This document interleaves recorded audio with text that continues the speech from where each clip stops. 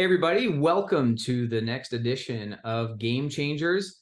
Back with, as always, the CMO of On-Court, Off-Court, Kalindi Dinoffer. But we have a very special guest today, Emma Doyle. Brief introduction. Emma hails from Melbourne. She is a TEDx speaker, host of the coaching podcast. She was a former Division I tennis player, talent coach, and Australian national selector. She was represented as a national coach 20 times in Australia. Her clients describe her as a real-life version of Ted Lasso, emphasizing curiosity over judgment. She is a tennis coach turned corporate coach. And in my personal experience, getting to know Emma over the last few years, she's an overall awesome person, got a bunch of great information to provide in the tennis world, the business world. I'm sure we'll go down a bunch of really awesome stuff. Emma, thanks for joining us. Thank you very much for having me. I absolutely love talking to you, Billy, and you, Kalindi. So just excited to share a little bit of my background and my couple of books over the last year. So life's definitely had a couple of changes. And yeah, thanks so much for this opportunity to share a message to the world, how much I love on-court, off-court. Awesome. Yeah. Thanks for being here, Emma. Yeah, we were just saying before the recording got going, Billy and Emma, it's such a fun dynamic with you guys. Like, really excited about this Game Changers episode. Yeah, it's going to be fantastic. And, and it's great because we do, like with on-court, off-court, we talk about the idea there's on-court, there's off-court, there's, what we do on the court is impacted a lot by off the court, but also it changes the way we look at off-court and the parallel. And we have many people that are watching this that, we have coaches, but we have tennis players and it's like what we do on the court and what we do off the court totally matches together. And I think what you've been doing and with your just high level of just your experience in the tennis world and now move to the corporate world, I think there's gonna be so many cool things that go back and forth showing the synergy between those. Yeah, absolutely. I couldn't agree more. I mean, only yesterday I delivered a presentation in front of a bunch of engineers, and the main tool that I used is the little fortune cookie balls. I cut a little hole in the top and put little motivational quotes. We've got the Ted Lasso quotes and we've got some wisdom quotes here, the fortune cookie balls, so that's, again, taking an on-court, off-court product straight away and applying that into the workplace. So, Billy, do you want a wisdom quote or a Ted Lasso? Let me read one out. Billy, what do you want? I want a Ted Lasso quote. All right. This is my little Ted Lasso jar here, believe, of course, with my little believe stone. And I'm just pulling one out from the middle, and we got, okay. If God would have wanted games to end in a tie, she shouldn't have invented numbers. Whoa. Isn't that brilliant? What a great way to start. Female empowerment. We love it. That's awesome. That's awesome. So, now, one thing about Emma that I love is not only is, just professionally with tennis and everything, but she has been closely connected with on-court, off-court. And you've used all the tools, the training aids, the products, and she's been featured. If you go around the site, you will find Emma in various places. And we've done courses together, education and training. And so, apart from Mr. Joe Dinoffer, who invented many of these things, Emma is right up there with the highest quality to show how these are used. As a tennis coach, you've used these tools, use them on yourself. So I see you got a bunch of cool stuff behind you. I'd love for you to just grab some of your favorite training aids and just talk a little bit about them, how you used them, how you've seen them used in benefiting your players and yourself. Do some tennis coaching. Give us some insight. All right. Well, first of all, I want to just take you back, if I may, to the first time I met Joe and the story behind that. And of course, this is one of the first ever products that I purchased back in Australia, and of course, shipping all the way to Australia. But this is probably, it's been used so frequently. The Tic Tac wrist clicker is what I call it. Kalindi, did I get the name right? Yeah, tactic wrist trainer, close enough. Okay, there you go. Kalindi's always helping me with getting the names exactly right. But essentially, I was at the airport, I think in South Carolina. I was on my way to the PTR conference. And of course, I take this everywhere, everywhere I go, because every coach should have what I call a little black bag of tricks, right? So this is literally in my black bag of tricks. And I rock up at the airport. I think that Hilton Head South Carolina is like 10 minutes down the road. Well, it's a bit of a drive. And of course I didn't have a car and Joe had a car and I was like, oh my goodness, that's Joe Dinoffer and he's got a car. And I'm like, can I ride with you and pick your brain for, you know, the hour and a half drive or whatever it was? Oh my goodness. And I was like, listen, I've got this product. So one thing that I just want to, that I love, and I've been using this one for so long, and that is, I'm just going to move my chair out of the way, but essentially, I've already got my second favorite product already ready to go. But what I love about it is just the fact that in the ready positions, there's so many weird, funky ways people can stand. And it's like you're revving the engine. You just click it in like that to help, especially when kids are learning how to hit topspin or whatever it might be. But notice when you click it in, notice how relaxed my wrist can still stay when I do that. So I really just love that. And of course, it gives you that nice loop shape, because if it's clicked down, your racket's going to be down. So just having it there. And then, of course, at contact, we just release and then we can click it back in depending on our tactical objective. All these kinesthetic aids, which obviously just means learning by feel, really simply help us to be able to execute our tactical objective. I'm a big believer in what you can see tactically, then you can hit technically. And this is what the kinesthetic aids really support. So this is one of my all-time favorites. And I've been using it for years. So then, of course, we built this wonderful relationship and I was coming back and forth and I was speaking in the States. And fortunately, he sponsored my visa. So on court, off court, I am so grateful. I live now in America because of opportunities that you've provided. And I just got goosebumps actually just talking about that. They sponsored me and then I was just off and running. So speaking of off and running, my next favorite tool, I don't go anywhere without these. I have them all in like each of my racket bags because they come in packs of 10. Highly recommend the pack of 10. So all you need, the best way that I use it is if we hold the racket vertical to the ground, this is bevel 1, bevel 2, bevel 3. So the side of the racket, I always pop it on bevel 3, and depending on the size of your hand, this is perfect for my hand. And what it now produces there is just a beautiful continental grip. We've got space between the index finger and the middle finger there, which is what you need to be able to control, for example, the volleys, to be able to turn the racket face on the serve, as an example. So this is awesome, holding my hand in place.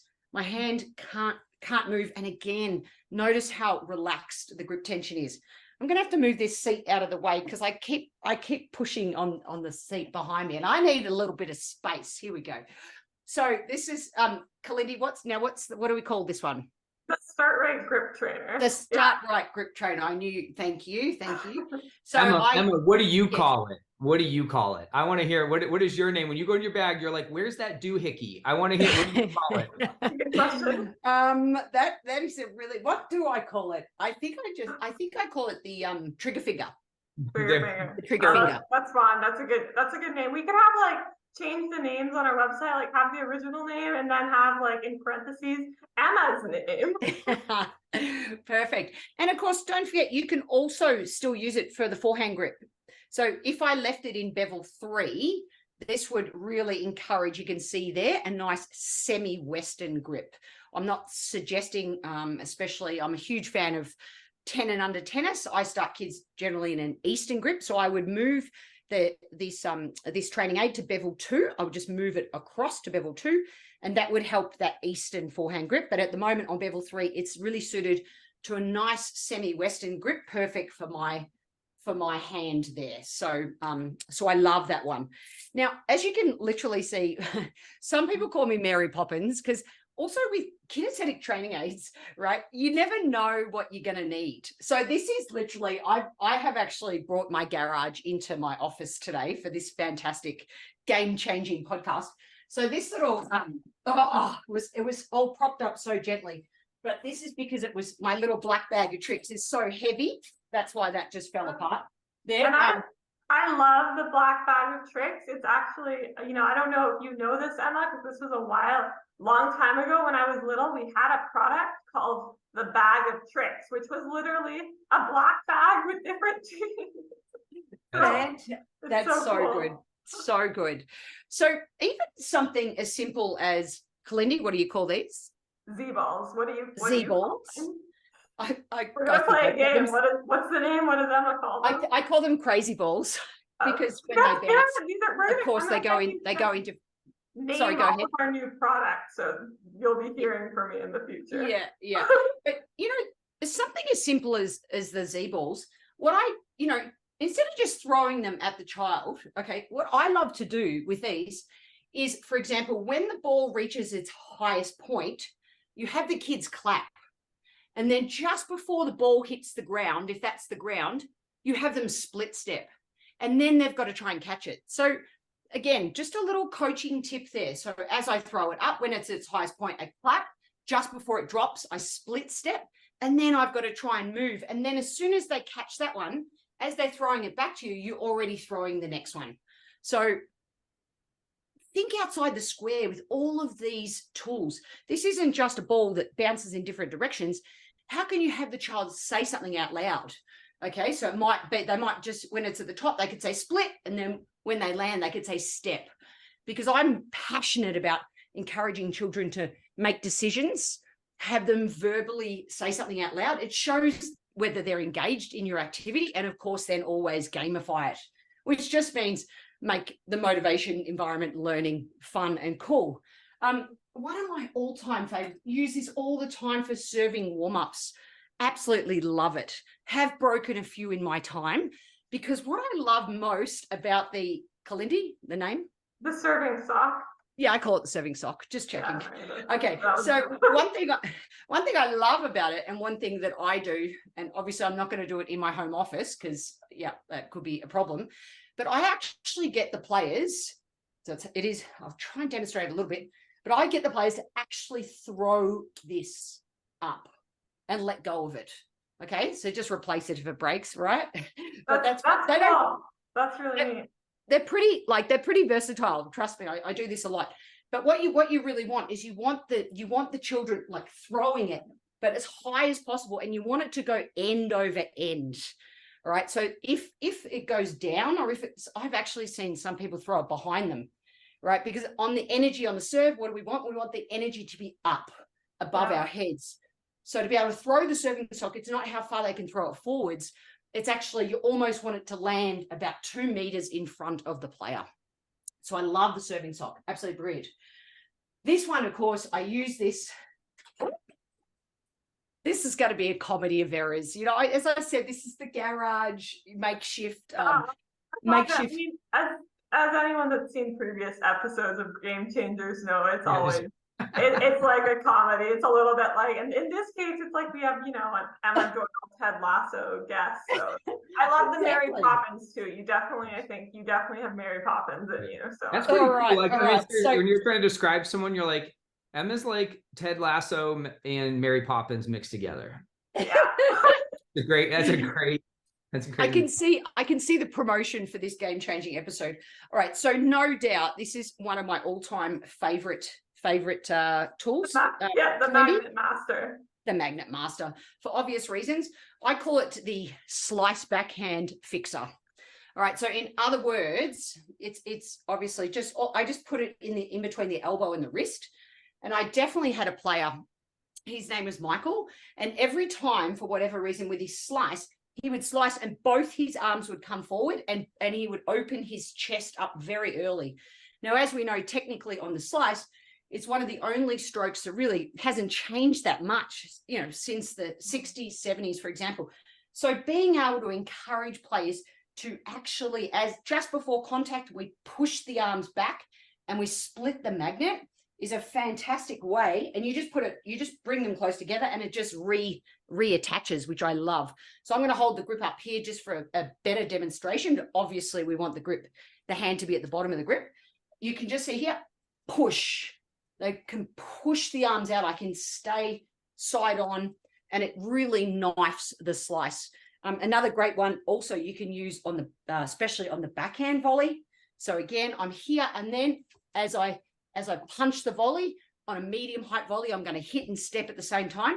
And of course, I'm going to, let me just put it there. So I put it on the top one, right? Because obviously the hands are closer together on the volley. And then I just push the arm back. If it's a low volley, I would push the arm high. And if it's a high volley, okay, up here, then I'm pushing the opposite arm low. So just a quick little tip there if you're working on your volleys. But I love this tool, one of my favorites.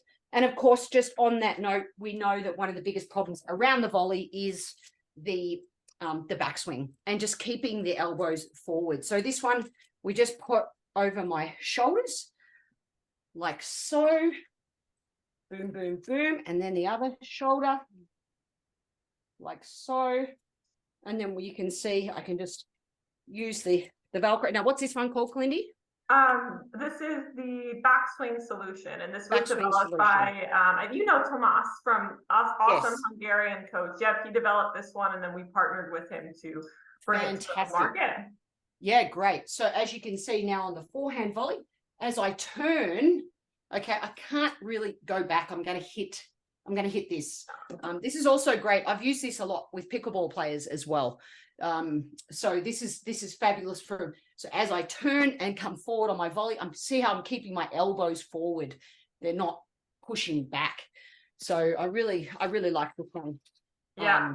No, and it's great you mentioned pickleball, Emma, because actually all of the products that you've shared so far work equally well for pickleball players. Like there's so much crossover, Yeah. a similar aspects with the grip, and it's just lots of versatility. Yeah, and I do, one of the products that I use so frequently, and I'm not on court as much as I used to, as Billy alluded, but I do coach this little 4-year-old. Now, please note, I'm not saying 4-year-olds and 5-year-olds, please start playing tennis.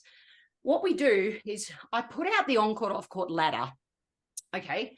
And she just throws a beanbag into the first ladder and we gamify it. And we do locomotion, we do throw and catch, we do striking, and then we do locomotion, throw and catch and striking. And we go through the 8 squares of the on-court, off-court ladder.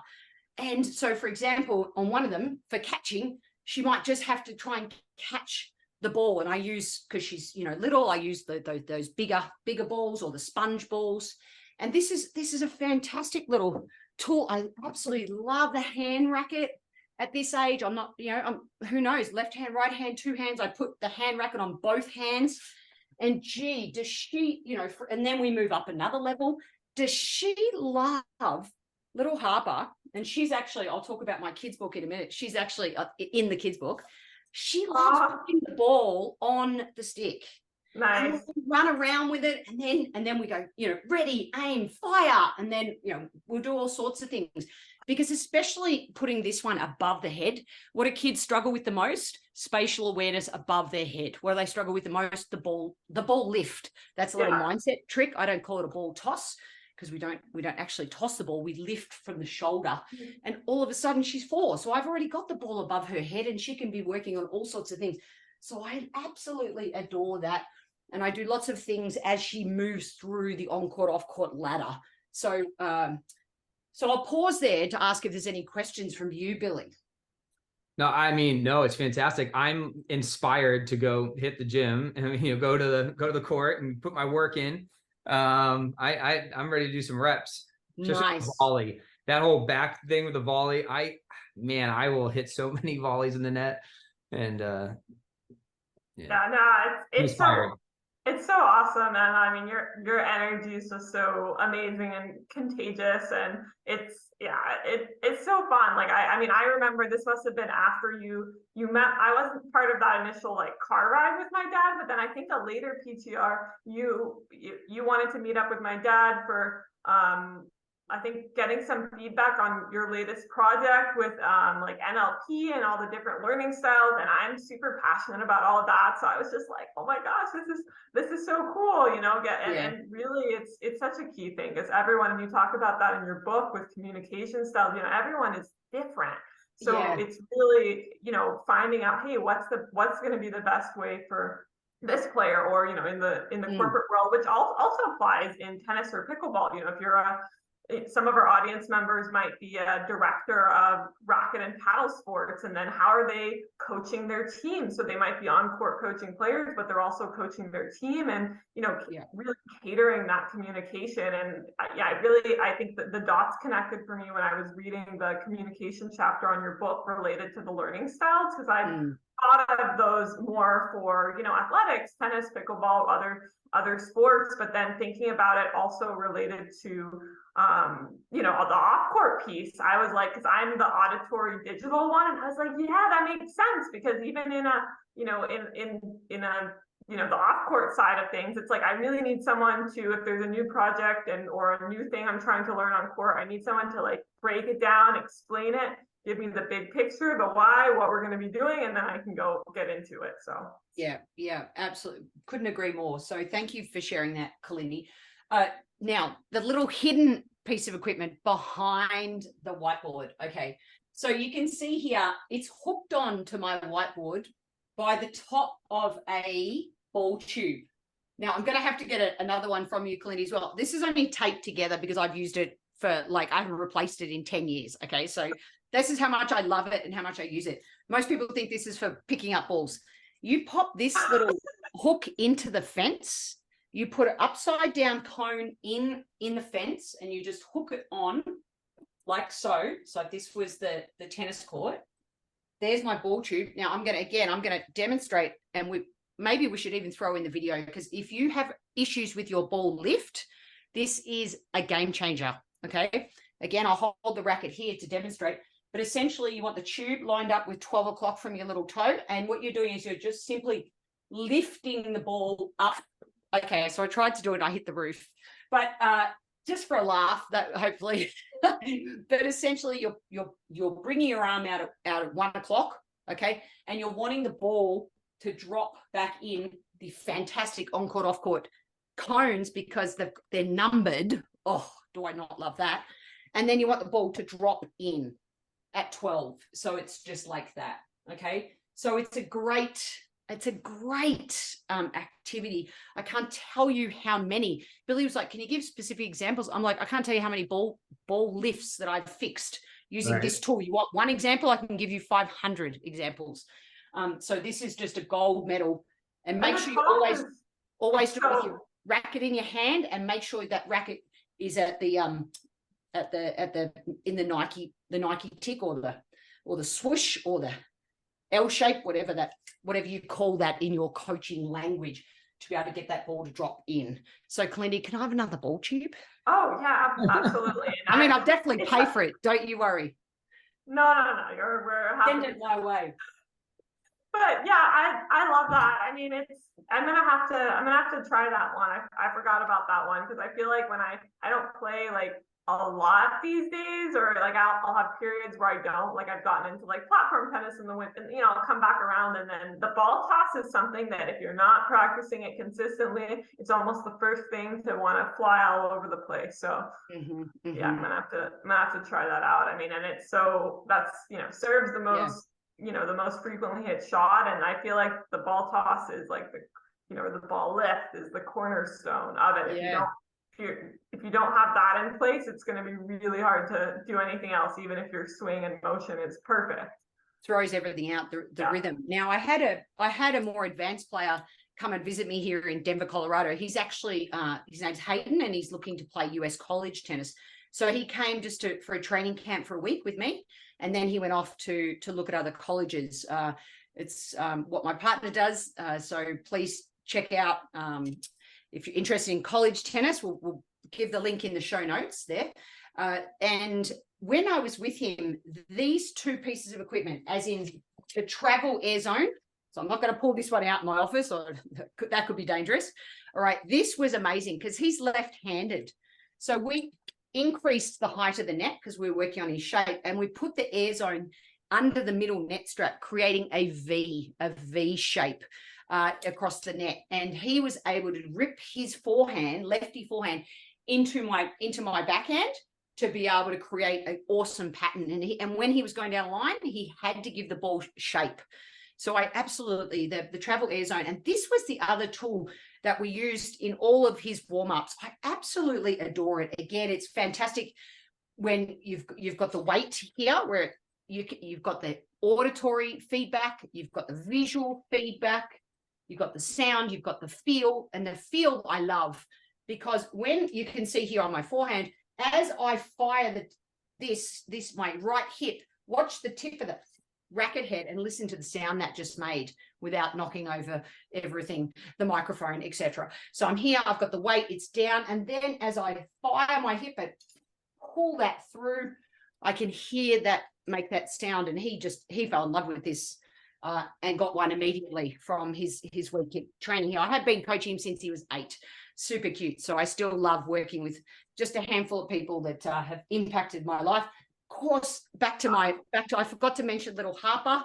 She loves the little, what do we call this, Kalindi? Serve right racket. The serve right racket. I just call it the molded grip. Right. So when got that little hand in there with, you know, her little hands, so I can get her hitting the ball off the stick here with the continental grip. She's got to hit the ball. So she has to turn without thinking about it. So I just adore that. There's so many things I adore. And the one thing I will just definitely say as we wrap this up is again, kinesthetic and visual, the benefits far outweigh verbal diarrhea. So if your coach is just saying, telling you what to do, telling you how to hit, how to play, I really am passionate on 2 things. Hashtag no more lines. There are so many stations. You could put up the tube station. You could have just the snap racket. You can have just A, B, C, D, and then you could be feeding balls. Sure, I'm not against feeding.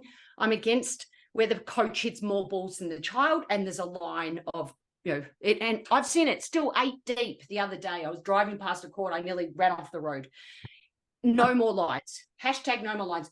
And please use like it's got pickleball one side, tennis one side. Get out your pens and draw the pattern. Get the child to draw the patterns. Hey, show me a 4-ball pattern that you like to use that emphasizes your strengths. So, what we can't take necessarily big whiteboards, but we've got the other whiteboards right here. So look, I think Kalindi asked me to show 4 of my favorite training aids. So I apologize if this podcast is going on too long, but I went into my garage and I didn't know where to stop. So the Mary Poppins bag just came out. So thank you for allowing me to share my passion. Oh, sorry, Kalindi, one more. One more. I use this all the time because I don't know, as a coach, let's talk about your own recovery. I know this is actually a segment in the GameChangers podcast, but I'm just going to go for it now. Okay. While I'm standing, go for it. I am tight through my hip flexors. Even now I sit a lot at the computer or I'm doing a webinar and I get tight. This is where I get tight. I don't know if other coaches can feel that. So when I lay my mat out, I use this like a bolster and I have it up like that. So when I can sit cross-legged, for example, if I'm doing some mindfulness, this is a lot more comfortable just sitting on a nice padded higher surface like so for my hips. Okay. It allows me when I'm even lying down just to put this even under my knees. I love that. So this is my favorite on-court, off-court mat. What's it called, Kalindi? The foldable yoga mat, and that's like my baby. So Yes. I love that. I love that you love it, and yeah, it's fun because the multi-purpose aspect, like you said, it's a mat, but also it can be a bolster, it can be a long block, it can be a meditation cushion, you can fit it in your racket bag, and you can fold it also, extra support under hands and knees. I know sometimes the yoga mats, if it's on a hard surface, I always like a little extra under my knees if I'm in all fours. And I also know because you did a video on this a while back, and I thought it was really creative because I never thought of that. If you're doing down dog, which is such a nice yoga pose and stretch, but if you have tight calves, it's really hard to get your heels down. So you can fold it up at the back and then your heels can rest on that and it can help you relax into the stretch a little bit better. Let's be honest. Let's be honest. Tennis coaches, I mean, I very rarely meet a flexible tennis coach. Let's be honest. So just very true. And even tennis players as well. So, I know that you're going to ask me about mindset. So again, I just want to go into that now. It just seems like a good time, if that's okay. Yeah. While we're talking about recovery for the coach and just being able to be present. So one of my favorite mindset tips is just called anchoring and affirmations. So pressing on the dampener, okay, and very specific, either with thumb and index finger, or just your thumb, or just your index finger. And of course, I've got the Wilson one here, or we can use the whistle dampener, which I love. You could have this, you could press on that as well, either or.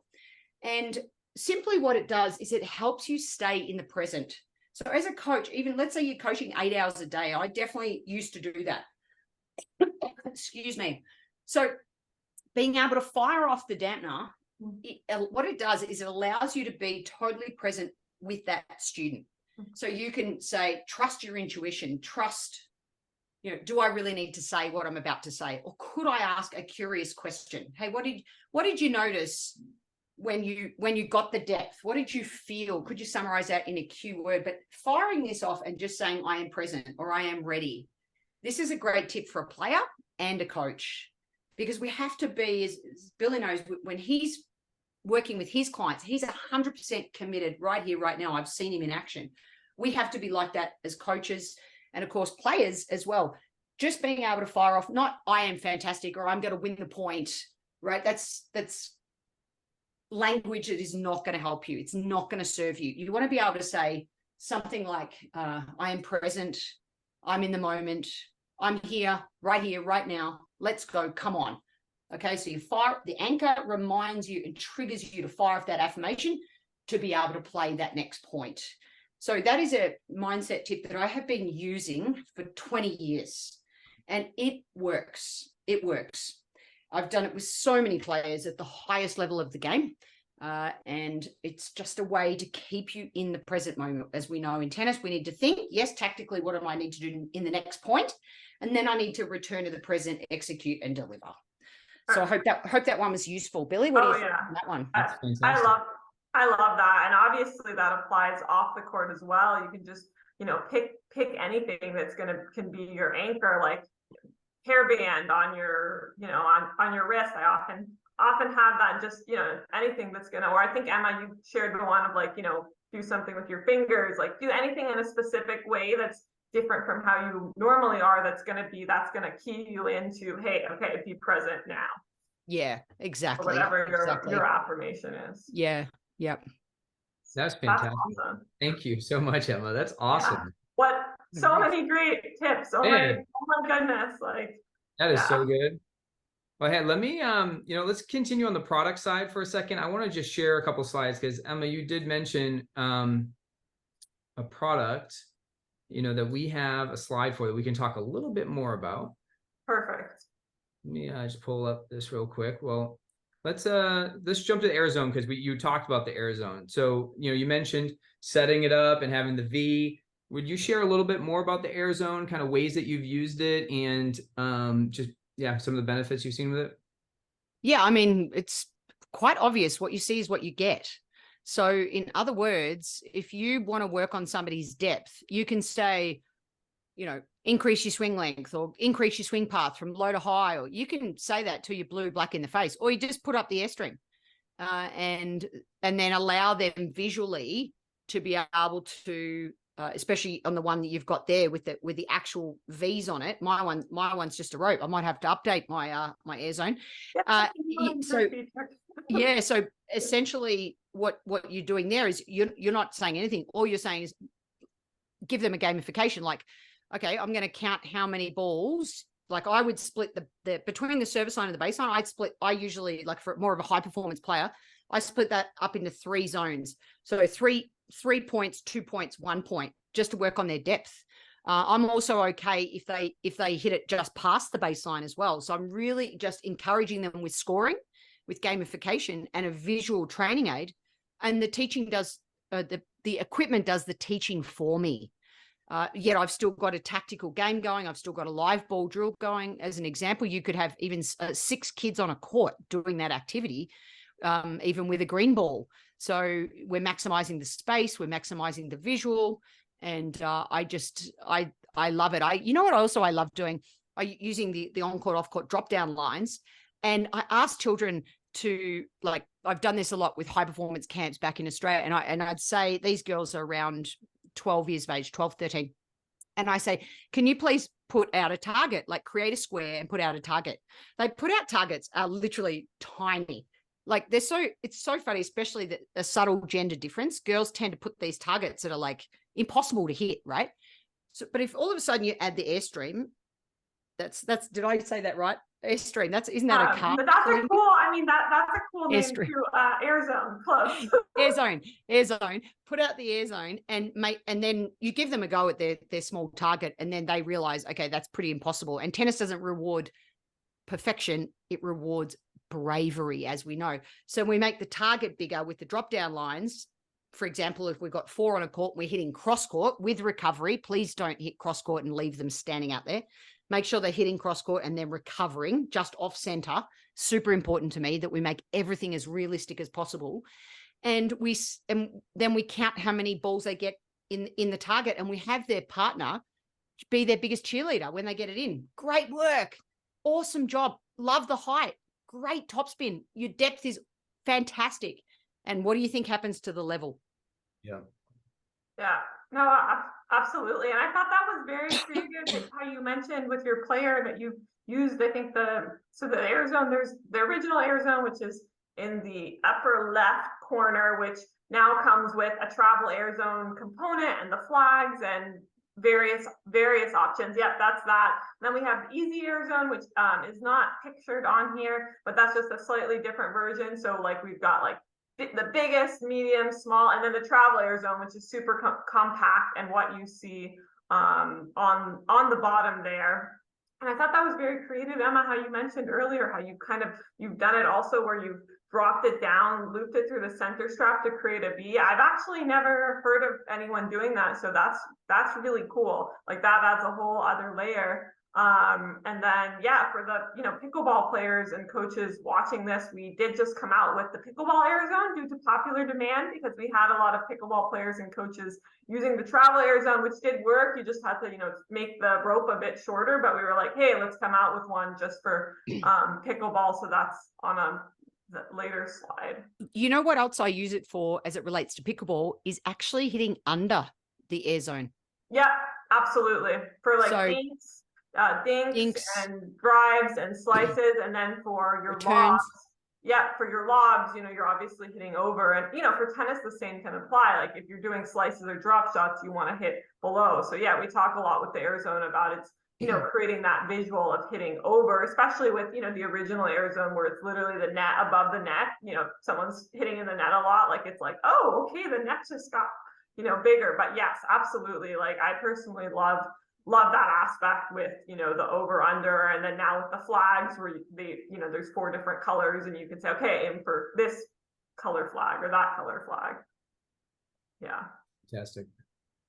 So that's the new pickleball Airzone.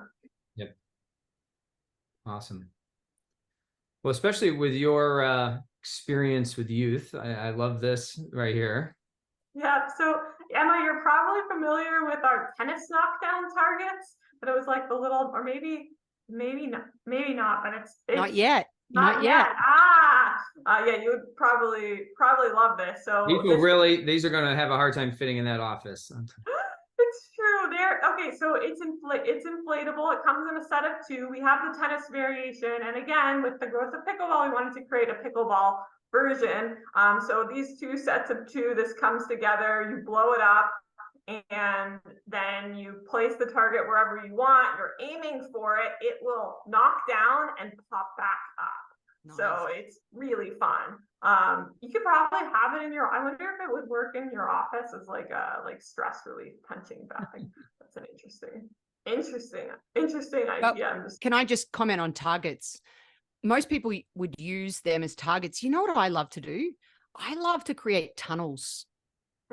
Like those 2, when I look at those 2 features, I can see myself creating a really great tunnel. So you go one at it, and then one through it, and then one at it, and then one through it. Ooh, that's a great idea. Yeah, utilizing like the two together in different aspects. That's awesome. Fantastic. And then we And just yeah, talked about the snap racket. Here's a yes. good picture, Kalindi demo in that tool. Yeah, I use it frequently. I think it's one of those things that the more we can shadow precise movement, like I love using it really, really slow and then snap on the serve, really, really slow into the Nike tick and then snap at the top. Really, really slow on the backhand, or even if I'm straight down, and then as I fire that hip, snap. So there's so many different ways you can use it, but that's what I personally, after we've done a dynamic flex warm-up, that is the number one tool that we go to before them going into our live ball warm-up. So I think I heard you mention this when you were demoing it, Emma, but would this also be like a good tool for a rec player before their game and they're warming up, to just go through a little routine of some forehand, some serves, some backhand, just to start to get that feeling in? And maybe would you recommend that? Yeah, and I mean, let's go to another sport like baseball. What do we always see the baseballers doing just before they go out to hit? They actually hold two baseballs. So this racket is, for example, slightly heavier than my racket. So when I'm holding a heavier object, what tends to happen is I loosen my grip and I'm more in flow. So everything just flows. I don't hold it tight. I don't, because it's heavy. I'm not struggling to hold it by any way, shape or form. The weight of the racket and the sound of the snap actually allows me to be more loose. And let's be honest, in tennis, we want to be loose.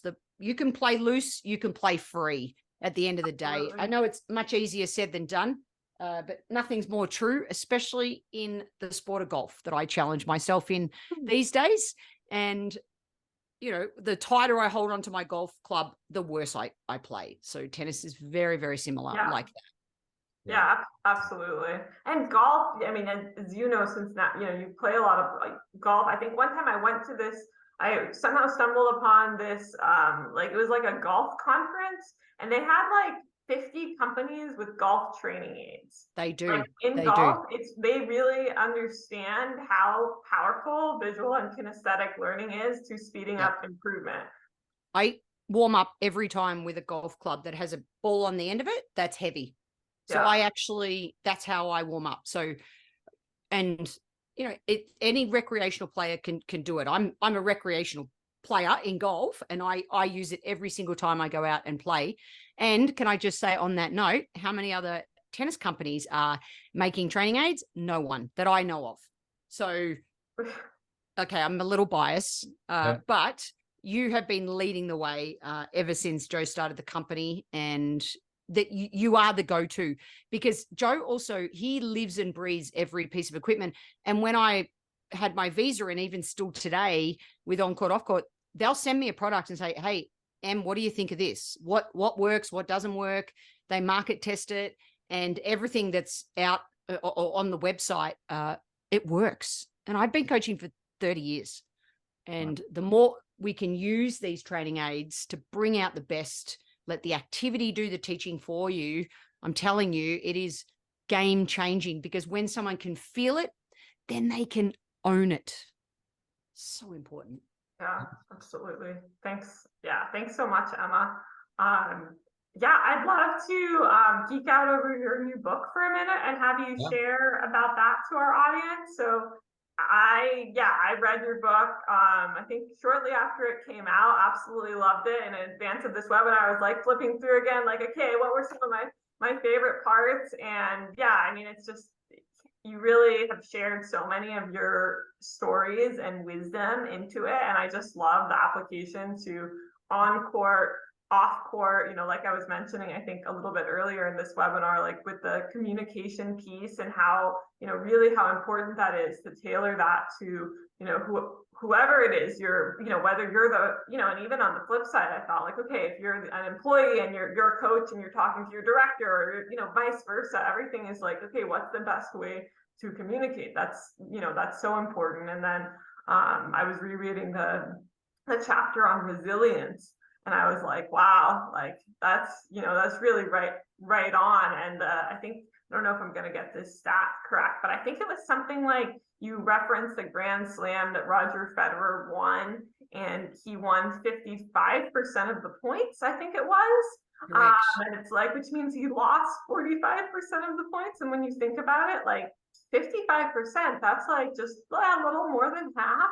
Like, so the sheer resiliency to have lost that many points and keep coming back. And then the same applies in life. Like, you're going to try something, try a marketing strategy, launch a product, a new idea, maybe there's, a coach, a director, they're going to launch this new clinic idea for pickleball or something, and it might do amazing or it might not. It might take some time or it might take some retweaking. And it's like, I think resilience, that's probably one of the key things in all aspects on and off the course. It's so, so important.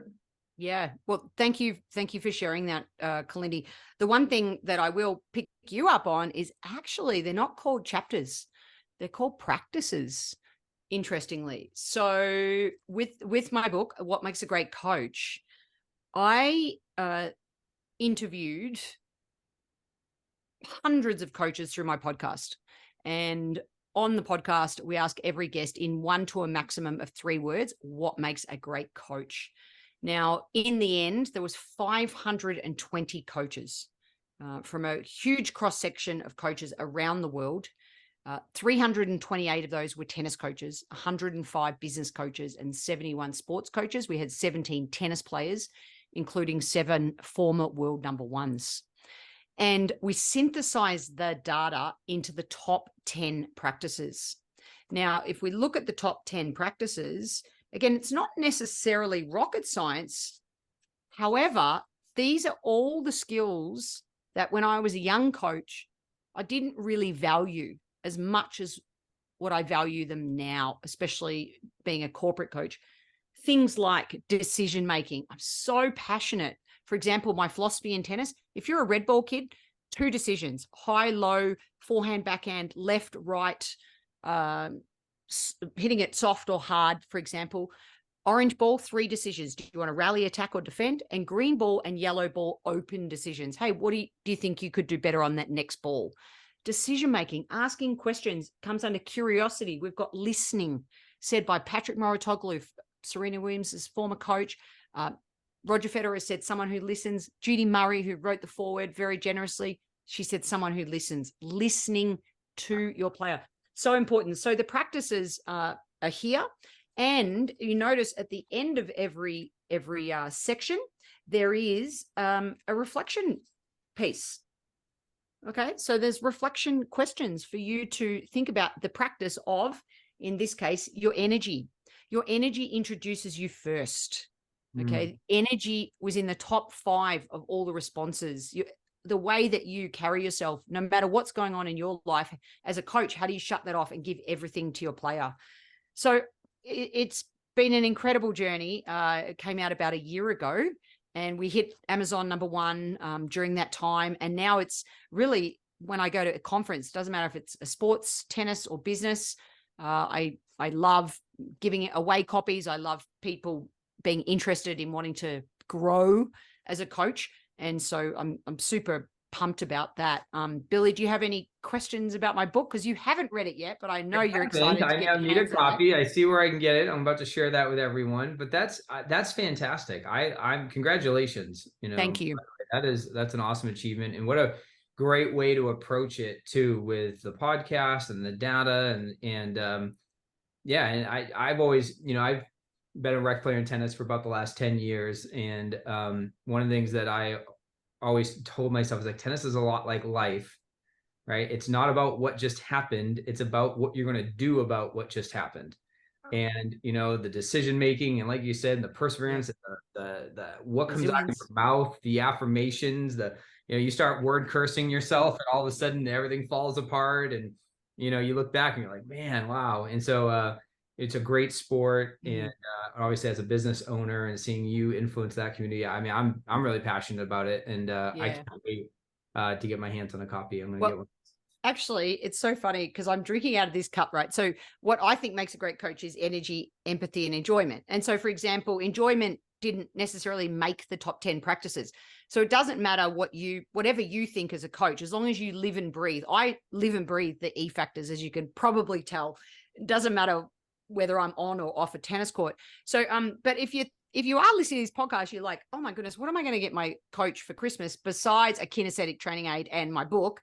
We got these really cool mugs as well. So Awesome. you can customize these mugs. Oh, cool. So So you can, yeah, that's Oh awesome. my gosh, Yeah. I love that. Actually, I think I'm gonna do that for some people. And also just to add on to that, so you know, a lot of people in the tennis world will know of the Inner Game of Tennis, you know, very, very famous, like classic book. So in reading your book, I kind of felt like, wow, like this is, because that book applies life and tennis and interweaves it. And I feel like your book does that. And I put your book in that category with the Inner Game of Tennis. Oh. And I think it's going to be, you know, 50, 100, you know, it's going to be like one of the classics. And I love the exercises at the end. Like, I feel like I want to go, I haven't gone through in depth yet with the exercises. So like, I really want to do that. And I was like, okay, that'd be cool to like, yeah, do with like my team. And, you know, just asking, you know, and some of, I think if I'm remembering correctly, in one of them, it was like asking someone else, what do they see as some of your key strengths? And I thought that was really, really cool, because it's hard sometimes to identify that in ourselves. And then, wow, what a powerful, you know, team building activity, whatever the team is, to identify and recognize that in your, you know, your player, your coach, your teammate, your colleague, like, yeah, I see this in you. And then they're seeing it, and you're inspiring each other. And just a cool little fact about this book is, and how much it really impacted my book, is that the godfather of business coaching, who's no longer with us, Sir John Whitmore, he actually used to work with Timothy Galway. So they used to, you know, very much do things around golf and around motor car racing. And then Sir John Whitmore became, you know, really the guru of business coaching. And the one thing, there's two things in the book that he used to define what coaching really is. And this is my whole philosophy on life, essentially. So number one is that the opponent within one's head is more formidable than the opponent down the other end of the court. And if a coach can help to reduce or remove internal obstacles, a natural ability will flow forth. Therefore, defining, this is the exact quote defining what coaching really is. Coaching is unlocking a person's potential to maximize their own performance. It's helping them learn rather than teaching them. Yeah. Now that quote there, literally from Sir John Whitmore, defining coaching, changed my life. And if you think about kinesthetic training aids, it's exactly that. It's unlocking the learning that lives within the person. It's asking the right question with the right kinesthetic tool at the right time. And of course, this was all, you know, can you believe Sir John Whitmore, when I found out that he used to work with Timothy Galway, I was like, I talk about this in my corporate presentations all the time, including exactly the exercise that you just said. I did that yesterday for, you know, Kitty Fire and Safety Security Company, about their strengths. And drawing upon each other to be able to do that. So yes. So, but you know, why launch one book when you can launch two? No. Yeah, let's see it. No, I just, look, honestly, this is I did this for fun, right? Because I don't have kids, but I have 7 nieces and nephews, and I worked with all of them building their coordination when they were young. And so this is a Dr. Seuss inspired rhyming book. What do I wear on my feet to play tennis? So the little character tries, you know, it's like, off to have coaching on the courts down the street, but oh no, I have nothing to wear on my feet, etc., etc. So tries on a net for a shoe, tries on a racket for a shoe. I think in that we've got a cone for a shoe. No. A cone won't do. And kids love saying no. They love saying no. And then tries on a bucket for a shoe. We've got a balloon for a shoe. And of course, we all know the best thing to wear on my foot is a shoe. or tennis shoe. We could even say that. And then we've got all different characters. So it's a coloring book at the back, like so. And after the coloring, if you scan either of these two, this is me on court with the little girl that I was talking about earlier, Harper. That's Harper and I doing the book on court. So showing parents coordination activities they can do with the kids. This is a little 3-year-old boy who still, his family is very close to mine. But I've got another, example of another coach doing the activities within the book and sort of adapting it a little bit, using the names of the kids. No, Harper, a racket won't do. And she loves saying, no, a racket won't do. Because of course they know the answer. Of course they all know it's a shoe, but we do the whole activity, in socks. And then at the end, we put our shoes on. So look, it's for, I say roughly sort of probably 3, 4, 5, 6 years of age is a great age bracket for the book. Or you're an adult that loves children's books and just wants to bring out your inner child, which it would be me who's going to go get that book and read it whenever I'm feeling like I need a positive childlike boost. So it's super fun. It's same with what makes a great coach. Interestingly, a friend of mine who's an amazing teacher, she wants to write what makes a great teacher. So she's now currently collating all the data. I like, what do I wear on my head to play baseball? Like there's so many other little ways. Like, anyway, I'm definitely not, grew up, writing was an extreme challenge for me. So the fact that I have a book, or let alone 2, is just, it's still, I have to pinch myself. Although it's still too soon, even though after a year, I don't think I'll be right. I won't be writing another one. I won't be one of those ones that has 5 books. I have the 1 book, and that's plenty for me. I'd much prefer to be out there actually impacting one-to-many in what I do now, which is helping corporate companies train their middle-level managers and leaders on how to be a coach in the workplace. I'm a coach at heart, and I love training others on. I've got the little tool belt here, clip on the little toolkit, and it's got all these amazing tools that you can use depending on what and they all relate to the book, of course. So for example, this one is the purpose statement, which relates to practice 3 in the book around purpose and having a purpose in everything we do. It's also one of the top 5 traits of what all champions have in common. They don't do anything without a purpose. So please don't buy a training aid and go, I'll just experiment with this and experiment on yourself for sure, or your best friend, but have a purpose with why you're using it as well. I'm very passionate about that. That's fantastic.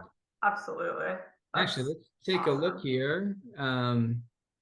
Couple places where you can get the book. So on Amazon, you can do the search for what makes a great coach with Emma Doyle. You can see great ratings. Awesome to see that. So that's on Kindle Unlimited if anyone has It's on Kindle Unlimited as well. Membership. And it's an audio book as well. We just that's right. Yeah, I got the Audible version. Yep. Yeah. That's awesome.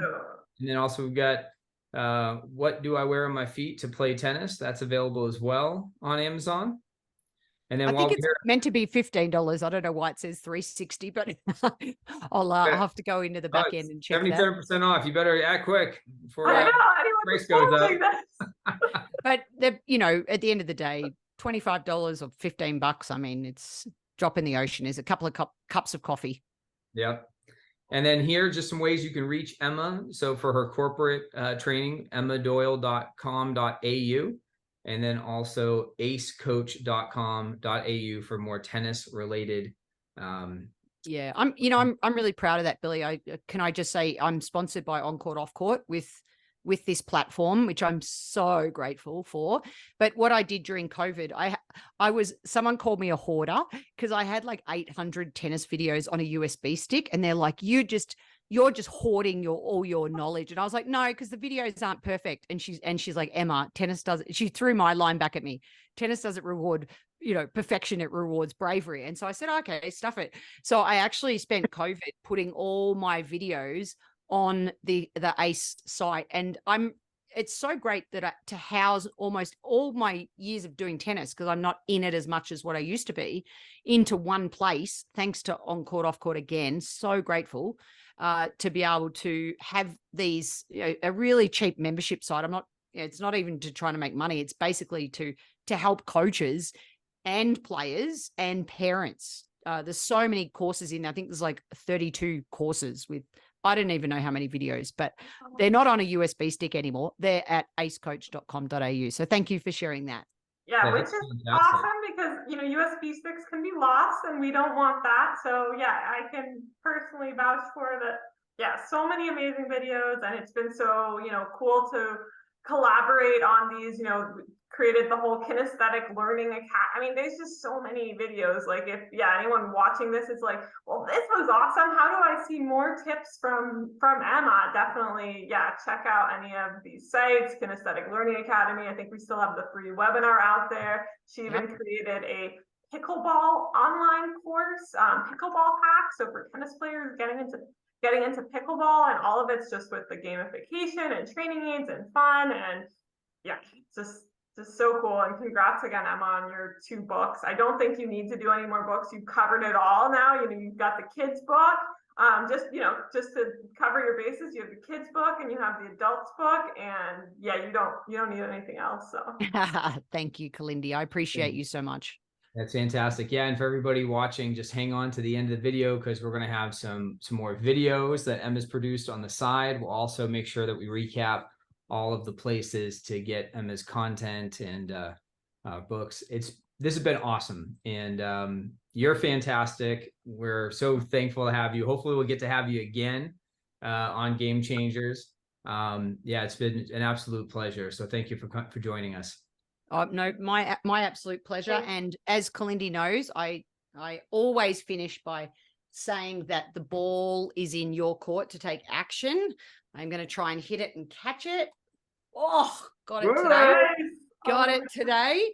So please take action. Please don't watch this webinar and go, oh, that was fun. That was nice energy. If something sparked your curiosity, jump on a link and explore it yourself and do something about it. Because even watching this is, you know, an hour of your life that you'll never get back. So the ball is in your court. Get after it. And thank you so much, on court, off court, Joe, Kalindi, Billy, and the whole team. I appreciate all of you, and I will do anything for you for the rest of my life.